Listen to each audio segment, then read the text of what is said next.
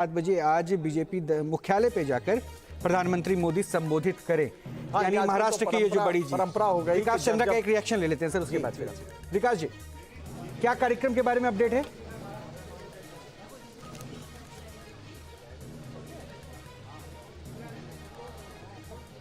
सवाल एक बार फिर से दोहराएं हैं, कार्यक्रम के बारे में मैं नेटवर्क डिस्टर्बेंस के आवाज आज शाम 7 बजे जाने की बात करेंगे पार्टी मुख्यालय में कार्यकर्ताओं को शाम 7 बजे।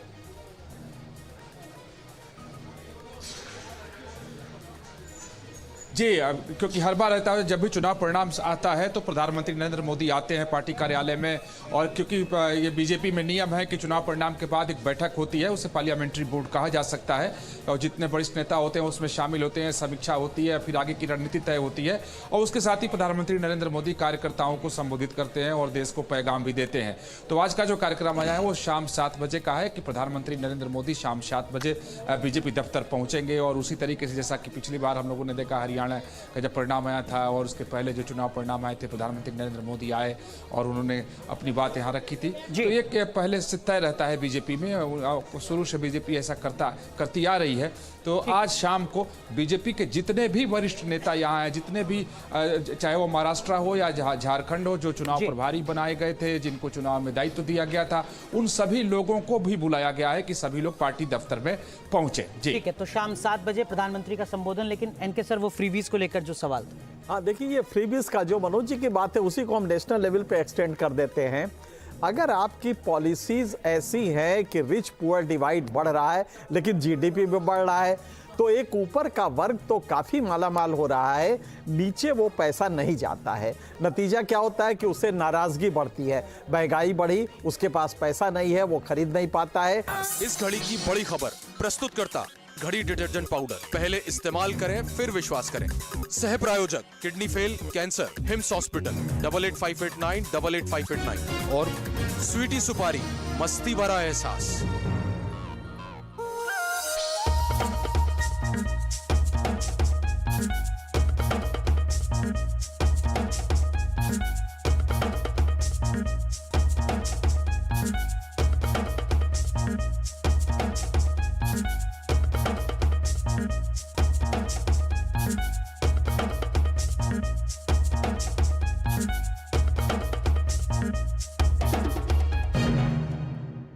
बीजेपी कार्यकर्ताओं को हो सकता है शाम में 7 बजे आज बीजेपी मुख्यालय पे जाकर प्रधानमंत्री मोदी संबोधित करें। यानी महाराष्ट्र की ये जो बड़ी परंपरा हो गई। विकास चंद्रा का एक रिएक्शन ले लेते हैं सर, उसके बाद फिर विकास जी क्या कार्यक्रम के बारे में अपडेट है?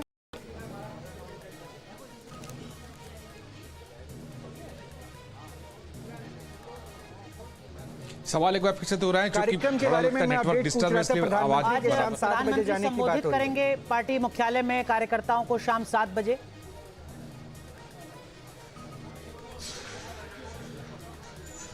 जी, क्योंकि हर बार रहता है जब भी चुनाव परिणाम आता है तो प्रधानमंत्री नरेंद्र मोदी आते हैं पार्टी कार्यालय में, और क्योंकि ये बीजेपी में नियम है कि चुनाव परिणाम के बाद एक बैठक होती है, उसे पार्लियामेंट्री बोर्ड कहा जा सकता है, और जितने वरिष्ठ नेता होते हैं उसमें शामिल होते हैं, समीक्षा होती है, फिर आगे की रणनीति तय होती है, और उसके साथ ही प्रधानमंत्री नरेंद्र मोदी कार्यकर्ताओं को संबोधित करते हैं और देश को पैगाम भी देते हैं।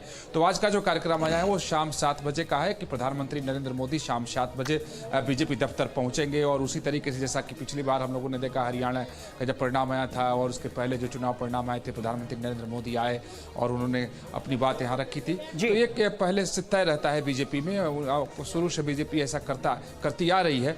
तो आज शाम को बीजेपी के जितने भी वरिष्ठ नेता यहाँ हैं, जितने भी चाहे वो महाराष्ट्र हो या झारखंड हो, जो चुनाव प्रभारी बनाए गए थे, जिनको चुनाव में दायित्व दिया गया था, उन सभी लोगों को भी बुलाया गया है कि सभी लोग पार्टी दफ्तर में पहुंचे। जी ठीक है, तो शाम 7 बजे प्रधानमंत्री का संबोधन। लेकिन एनके सर, वो फ्रीबीज को लेकर जो सवाल था।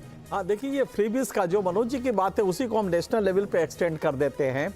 अगर आपकी पॉलिसीज ऐसी हैं कि रिच पुअर डिवाइड बढ़ रहा है लेकिन जीडीपी भी बढ़ रहा है, तो एक ऊपर का वर्ग तो काफी मालामाल हो रहा है, नीचे वो पैसा नहीं जाता है। नतीजा क्या होता है कि उससे नाराजगी बढ़ती है, महंगाई बढ़ी, उसके पास पैसा नहीं है, वो खरीद नहीं पाता है, बेरोजगारी आई क्योंकि एमएसएमईज नहीं चलेंगे, तो एक चेन रिएक्शन होता है।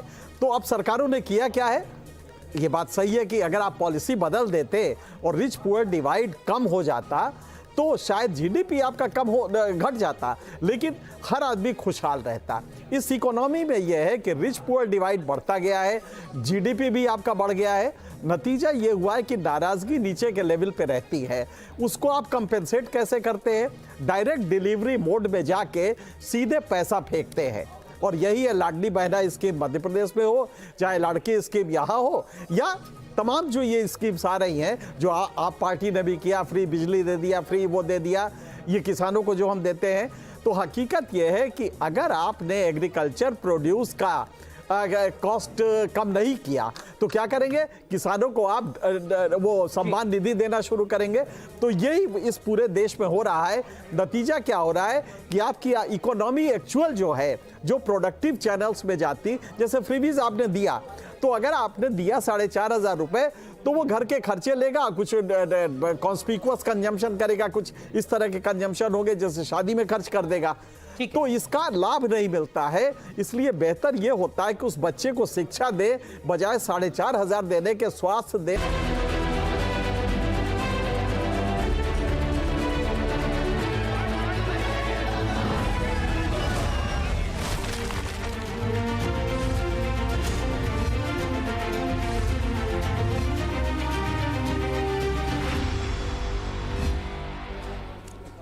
तो महाराष्ट्र में बीजेपी का शानदार प्रदर्शन, रुझानों में बीजेपी 126 सीटों पर इस वक्त आगे चल रही है, और महाराष्ट्र में बीजेपी का जो स्ट्राइक रेट है वो 85% है। ये बड़ी खबर इस वक्त आपको बता रहे हैं। लगातार बीजेपी रुझानों में आगे, और कुछ ही समय बाद ये तय हो जाएगा कि बीजेपी कितनी सीटों पर आगे चल रही है। एक बात और भी है कि महाराष्ट्र में बीजेपी की अब तक की सबसे बड़ी जीत है, और बीजेपी इससे उत्साहित भी। और दूसरी तरफ देखिए, शिवसेना जो पहले बीजेपी का घटक दल था, दोनों ने पिछले चुनाव में साथ मिलकर चुनाव लड़ा, उसके बाद आपसी मनमुटाव के बीच पार्टी से अलग होकर दूसरी सरकार बनती है महाआघाड़ी की, और उसके बाद फिर से शिवसेना में फूट, और उसके बाद शिंदे के साथ मिलकर बीजेपी सरकार बनाती है। अजित पवार आते हैं शरद पवार के गुट को छोड़कर। इस बार देखिए जश्न की तस्वीरें, क्योंकि अब इन फुटअव्वल के बाद ये ऐसी तस्वीर देखने को मिल रही है जिसके लिए बीजेपी ने शायद लंबा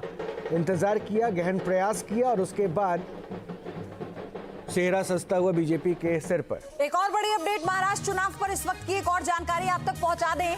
दोपहर 3 बजे महायुति की प्रेस कॉन्फ्रेंस होनी है, ये बड़ी खबर इस वक्त आपको बता रहे हैं। इससे पहले हमने आपको जानकारी दी थी कि प्रधानमंत्री मोदी भी कार्यकर्ताओं को संबोधित कर सकते हैं इस बेहतरीन प्रदर्शन के बाद, लेकिन दोपहर 3 बजे महायुति की प्रेस कॉन्फ्रेंस होगी, और लगातार बैठकें शुरू हो चुकी हैं। देवेंद्र फडणवीस की अमित शाह से मुलाकात से लेकर मोहन भागवत से बातचीत तक हम आपको बता रहे थे, लेकिन अब ऐसे में 3 बजे ये जो प्रेस कॉन्फ्रेंस है ये बता देगा, स्पष्ट कर देगा किस तरह से अब सरकार बनने जा रही है बीजेपी, क्योंकि लगातार सीएम शिंदे, फडणवीस और अजित पवार तीनों इस प्रेस कॉन्फ्रेंस में रहेंगे। इससे पहले आप देखिए, अजित पवार को मुख्यमंत्री बनाने की बात सामने आ चुकी, शिंदे को मुख्यमंत्री बनाने की बात सामने आ चुकी, देवेंद्र फडणवीस मुख्यमंत्री बनेंगे, बीजेपी के नेता कहते सुनाई दे रहे थे। लेकिन तीनों अब जब प्रेस कॉन्फ्रेंस करेंगे, क्या इसके कयास लगाए जा रहे हैं, क्या इसके कयास निकाले जाएंगे, और सबसे बड़ी बात ये कि अब मुख्यमंत्री कौन होगा, क्या ये भी स्पष्ट हो जाएगा? तो फिलहाल सबकी निगाहें इस बात पर है, जो 3 बजे प्रेस कॉन्फ्रेंस होगी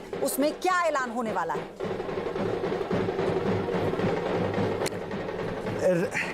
तो सबसे पहले मैं राधिका खेड़ा का रुख करूंगा। राधिका, ये तो कम से कम स्पष्ट हो ही गया, रुझान अब वो तब्दील हो रहे हैं नतीजों में।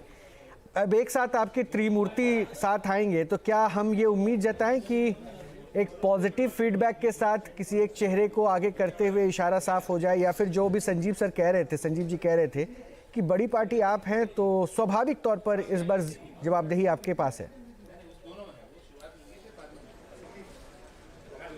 देखिए, एक परिवार में ना कोई बड़ा होता है ना कोई छोटा होता है। परिवार इसीलिए होता है कि सब साथ होते हैं।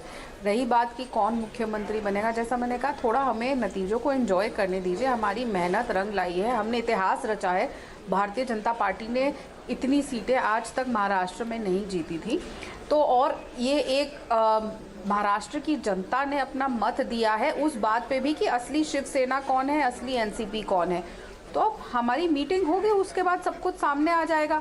थोड़ी इतनी मुझे नहीं लगता कि इतनी जल्दबाजी करने की ज़रूरत है, पर आप जानते भी हैं हम ज़्यादा समय नहीं लगाएंगे। जैसे जैसे राइट टाइम आएगा ये भी आपको पता चल जाएगा कि कौन मुख्यमंत्री होगा।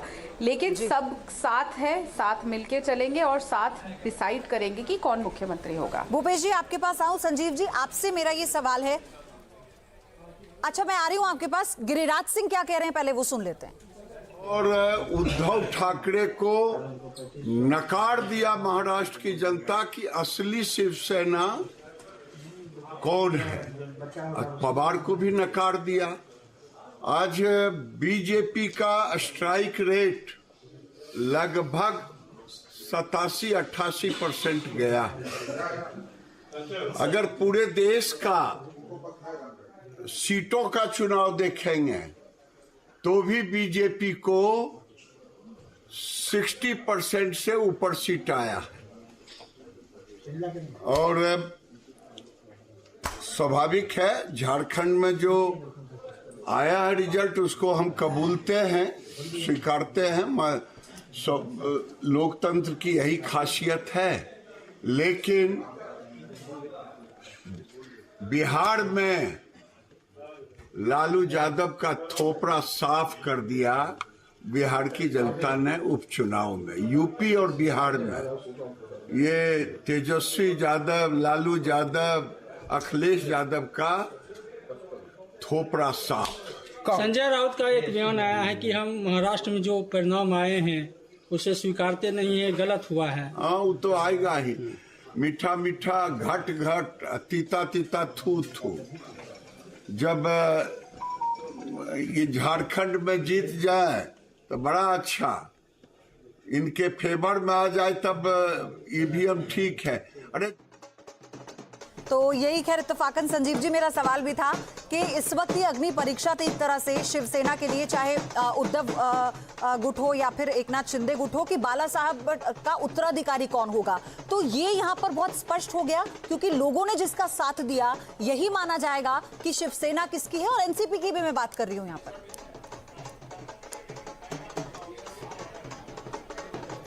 बिल्कुल ठीक कह रही हैं। देखिए अगर अब चूंकि महाराष्ट्र का रिजल्ट मोर और लेस डिसाइडेड है तो हम अब एक बड़ी तस्वीर पे चर्चा कर सकते हैं शायद। तो इसका बड़ा मैसेज क्या जा रहा है महाराष्ट्र इलेक्शन का। महाराष्ट्र में जो एनडीए की जबरदस्त हार हुई थी लोकसभा चुनाव में, आज उसका बिल्कुल रिवर्स हो गया है।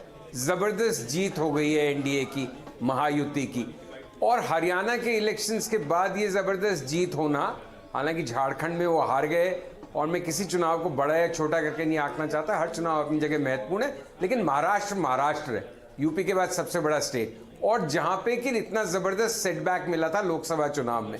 तो आज वो जीत के एक तो क्या 240 सीट्स जो थी, एक माइनॉरिटी, बीजेपी अपने आप मेजॉरिटी नहीं ले पाई थी, वो सिचुएशन को काफी हद तक आज धो डाला इस रिजल्ट ने, कि बीजेपी नए कॉन्फिडेंस के साथ, नई ऊर्जा के साथ, और जो एक कदम ठिठके थे, थोड़ी हिचक दिखी थी, कहीं पीछे हटते दिखे थे, वो आज से वापस उसी मजबूती के साथ खड़ी हो गई बीजेपी, प्राइम मिनिस्टर और बीजेपी का नेतृत्व। तो नंबर 1 मैसेज। नंबर 2 मैसेज जो आपका सवाल है कि लोकसभा चुनाव ने यह तय किया था कि कौन सी असली एनसीपी है, शरद पवार वाली।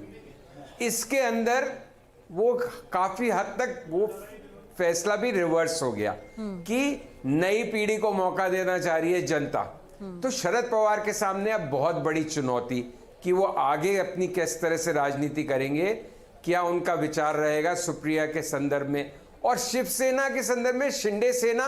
लोकसभा में भी उसका बहुत अच्छा परफॉर्मेंस था, लेकिन अब फाइनली उद्धव ठाकरे वाली शिवसेना और स्वयं उद्धव ठाकरे का क्या राजनीतिक भविष्य है, इस पे बड़ा प्रश्न चिन्ह लग गया है आज से। क्योंकि शायद उनकी शिवसेना की विरासत, अगर हम ये 2 रिजल्ट्स देखें लोकसभा और अब विधानसभा का, तो शायद वो जमीन उनके नीचे से अगर पूरी तरह नहीं भी खिसकी है तो खासी खिसक गई है। तो ये बड़े मैसेज है कांग्रेस के लिए तो है ही कि कांग्रेस बड़ा चुनाव लड़ने का स्टमक नहीं रखती, उस तरह से प्लान नहीं कर सकती, एक स्ट्रैटेजाइज नहीं कर सकती।